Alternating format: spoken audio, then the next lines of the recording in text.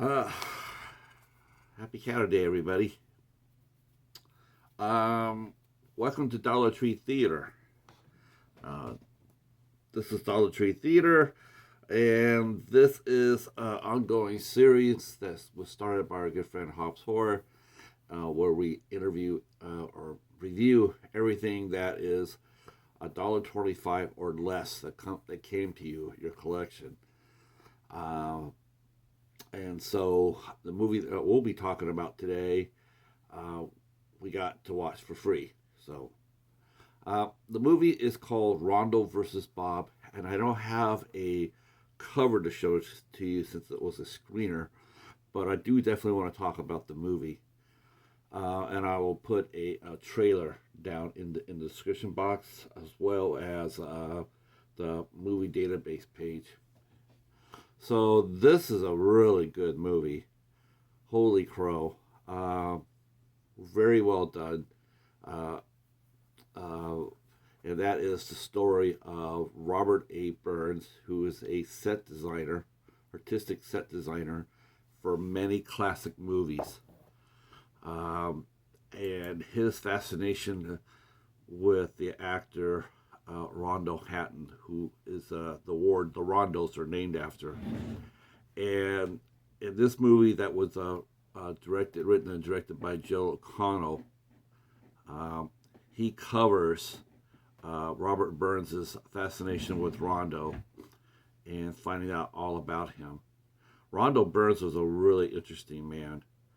Um, Truly, even though he was not a big man, but he still was a giant, and he had a huge heart.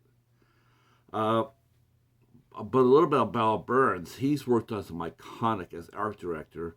He worked on some iconic films that we all know and love: Reanimator, Mausoleum, uh, The Howling, Microwave Massacre, uh, Don't Go Near the Park, uh, and of course probably the three most well known of his movies that he worked on were Tourist Trap, The Hills Have Eyes, and the Texas Chainsaw Massacre. Now, he is the one that set designs, so he's responsible for how the movie looks. When you walk in and you see a movie and you see the house or the buildings or whatever it is, that is all him. And just an amazing, talented gentleman who also struggled, and we'll talk about that in a second. And he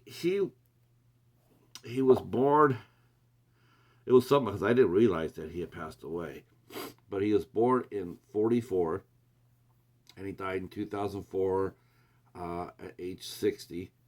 He was diagnosed with cancer, and instead of going down that, and I like I said, I can relate to this. I get it.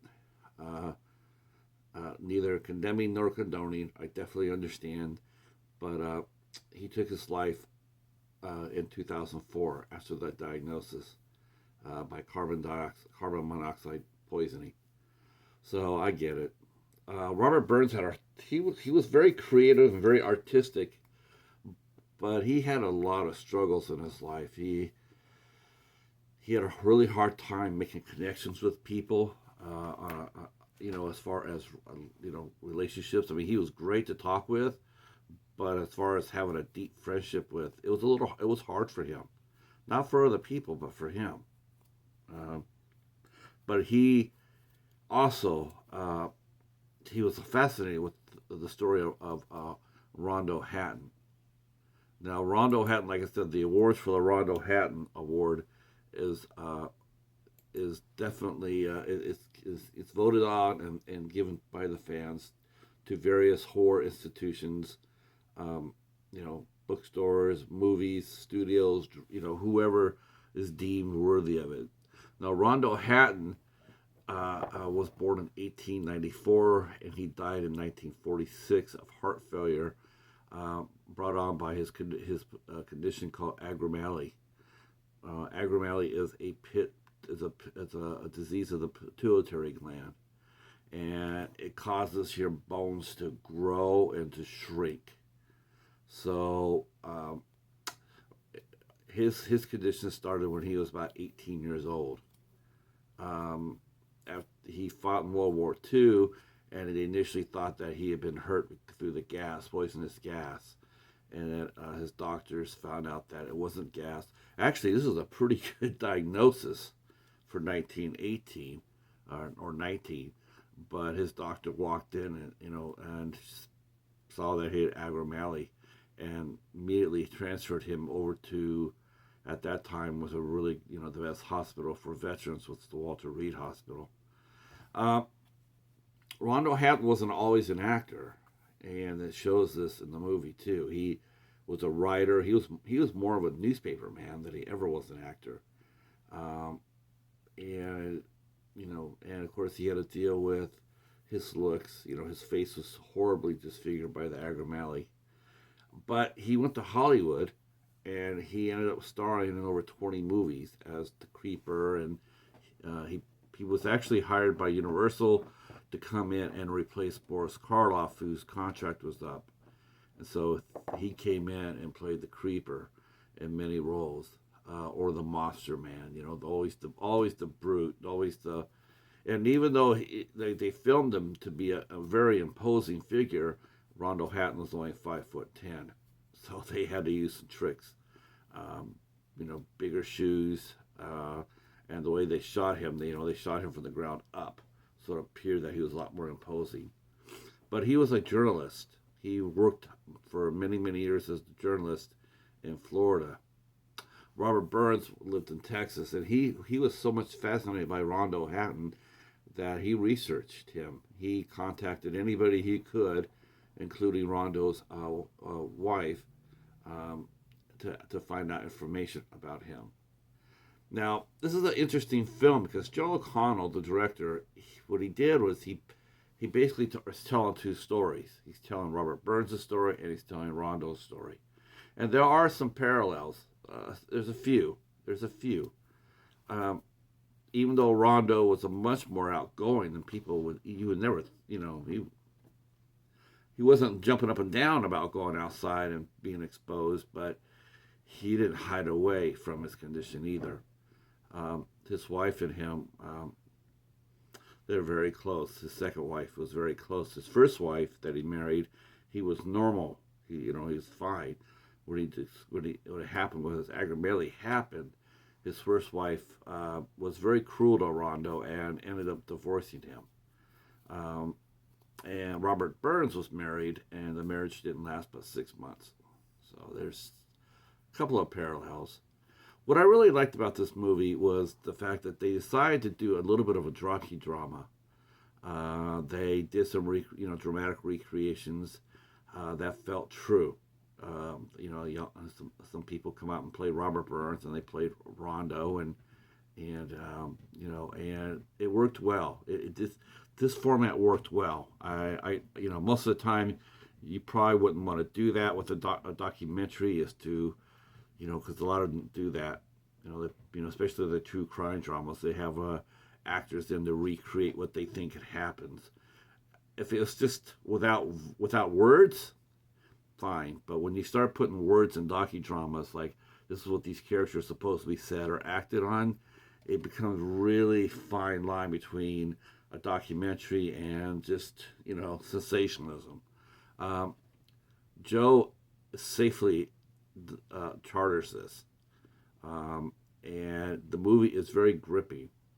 And I wish it does. It shows you that Robert Burns, he went through a lot. He was very creative, and he kept a lot of the he had some of the props. A lot of the props were sold out. Some were kept by family members or whatnot. When he was at school at Texas, where he met Toby Hooper, he was on campus during the 1966 shooting from the bell tower, and he saw a woman get killed in front of him. Terrible thing to see, but he saw her get shot, and not a good thing to see at all. the relationship that he had with Toby was hot and cold. I mean, there was sometimes it was good, sometimes it was bad. Um, they had various cast and crew members that were telling their reminiscences about Robert Burns and what it was like working with him. And he seemed to be a very easygoing guy as far as that goes. He just one of the best he was one of the best. Unfortunately, some of the movies he did, it just didn't have the budget. And so, him being really creative, he would roll up his sleeves and, get the job done. But there are some times where some of the movies that he was working on, it was so bad and he was so broke that he couldn't stay on because there just wasn't enough there for him to eat on. Um, and it shifts back and forth. The movie shifts. First, you see Bob Burns. They tell a little bit about Bob Burns. And they shift. They tell a little bit about Rondo, about what he went through. And he was Rondo was a very well-spoken gentleman. He was like I said, he was a journalist. He did writing. He took photography he took photographs for the local newspapers. He really, he says that he really wasn't out there to Hollywood to make a career in the movies. He was just out there because he could be himself without, his appearance could be himself without necessarily scaring people. He also passed away in his wife's arms. He fell and he had a heart attack, and he was dying, and his wife was holding him and talking to him.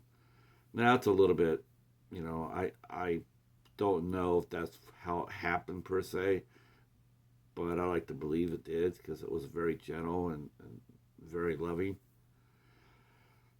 Overall, this movie, like I said, this is a great movie. I only got a screener, so I don't know if there's any special features. It did come out in 2020, so it's getting a wide response now on streaming services. So Rondo and Bob is very much worth looking at, and I highly recommend it. And we'll be talking to the director, Joe O'Connell, on May 27th at 3:30 Eastern Time. So we'll be interviewing Joe, the filmmaker of Rondo and Bob, and we have some questions. Oh, we got questions. So that's my Dollar Tree Theater this week. This was the Cheetah's Choice. So that's what we picked. You still got time to vote for the next round of movies.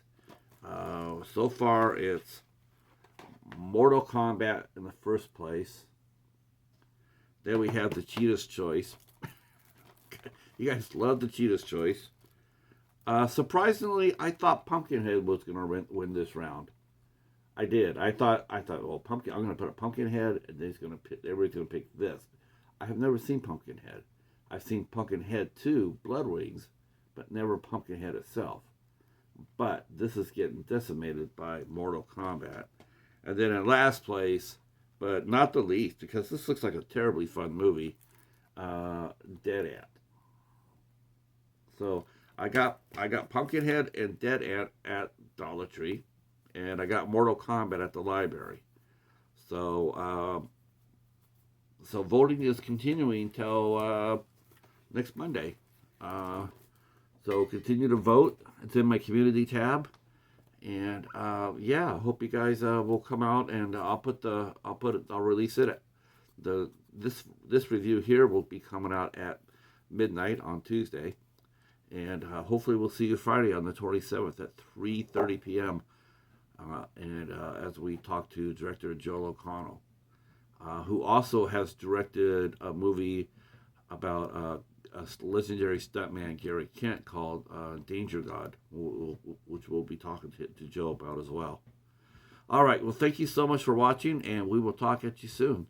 If you're new to the channel, please consider subscribing, hit the notification bell, and more importantly, leave a comment down below. Let us know what you think. Let us know what you know about Robert A. Burns, Texas Chainsaw Massacre, or Rondo Hatton, the gentleman who the Rondo Awards was named after. All right, that's it for us. We'll talk to you soon.